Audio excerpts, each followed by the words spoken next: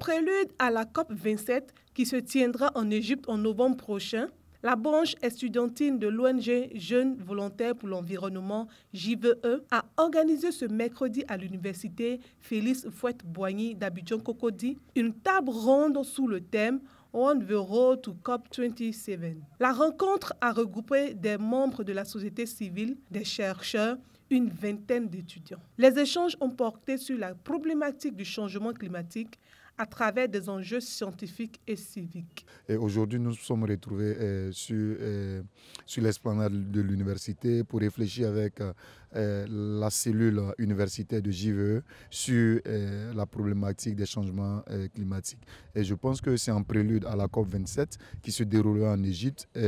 Nous avons voulu donner la parole aux jeunes pour qu'ils s'expriment sur les nouveaux défis et les opportunités que leur offre le combat contre le changement climatique, surtout dans un contexte de catastrophes dues aux pluies et au soleil. Donc voilà l'enjeu de cette rencontre. 2 panels ont meublé la rencontre. Franck Evra Kofi, coordonnateur de la section estudiantine de JVE, nous fait le point de son intervention.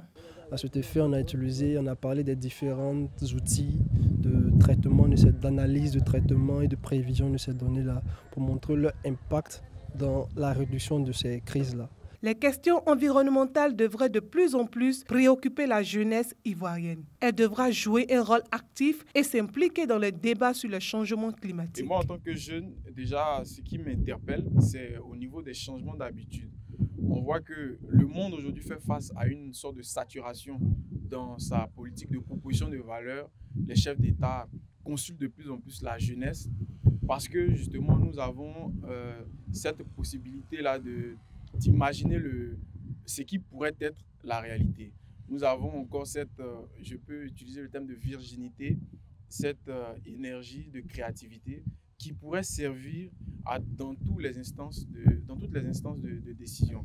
Selon les organisateurs, rappelons qu'en 2020, une étude de l'ONU a estimé à plus d'1,5 milliard de jeunes âgés entre 15 et 24 ans, soit 16% de la population mondiale. Cette jeunesse sera confrontée à une augmentation des températures globales de 1,5 degré Celsius entre 2030 et 2050, selon le groupe d'experts intergouvernemental sur l'évolution du climat.